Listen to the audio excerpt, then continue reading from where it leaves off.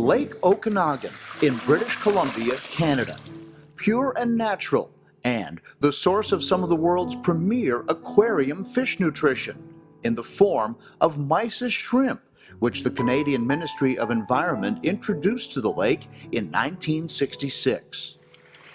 The goal was to enhance the kokanee salmon fishery by providing a new food source.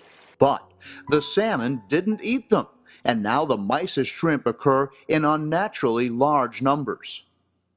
Since the 60s, we've since found out that mysis actually compete with kokanee for their preferred food source, which is the zooplankton.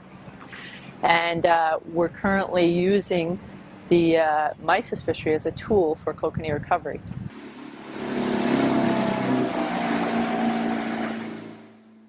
Piscine Energetics recognized the opportunity and, using a patented method and a fleet of fishing vessels, harvest the mysis from the lake during the warmest 6 months of the year, removing an invasive species and supplying public aquariums and hobbyists with a unique aquarium food.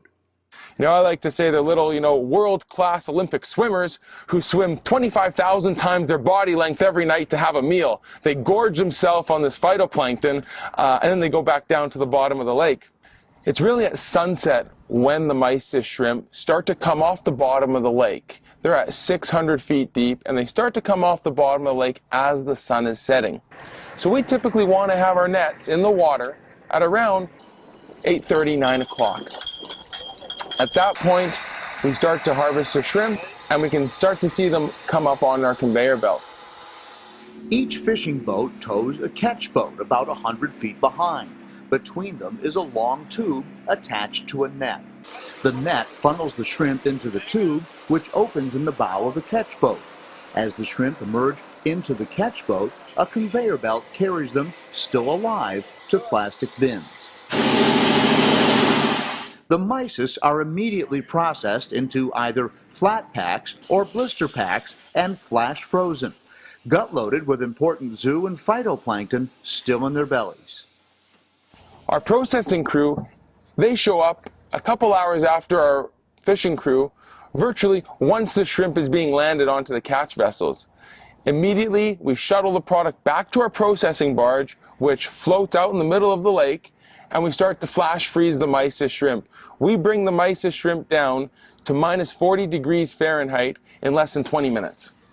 This system enables us to really bioencapsulate and gather that phytoplankton in the mysis shrimp, and not even give the mysis shrimp an opportunity to defecate, or in essence purge your system of that phytoplankton which they've just eaten minutes ago.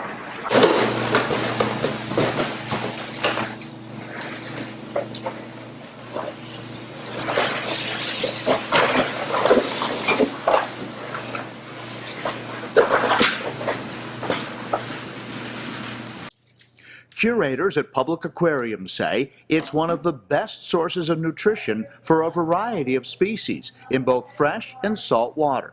That I'm dealing with animals that have never had prepared foods before. All of their food was from the wild, and so when I bring them into our facility, our collectors have gone to great lengths to bring me healthy specimens, but then getting them converted to prepared foods can be quite difficult, and I find the mysis is one of the first things that they'll want to eat.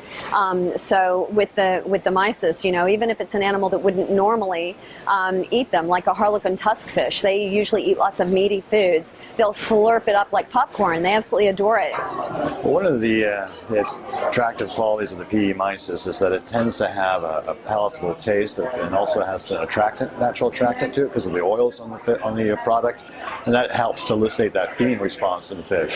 We just saw the Hemicillum trispicular eating some PE mysis shrimp. Why is it so important to be able to get that fish to feed, and how difficult is that typically? They accept a wide variety of food, but they really seem to enjoy the PE mysis.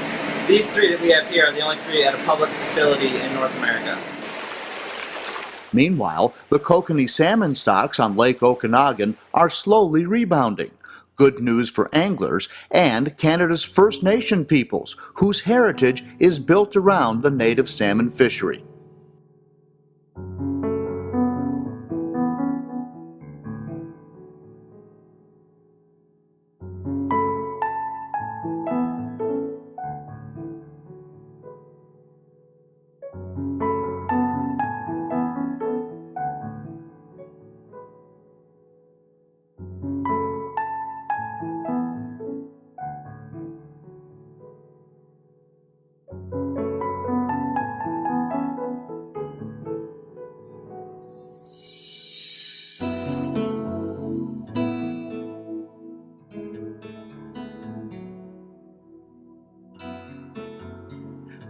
Aquarists need not worry.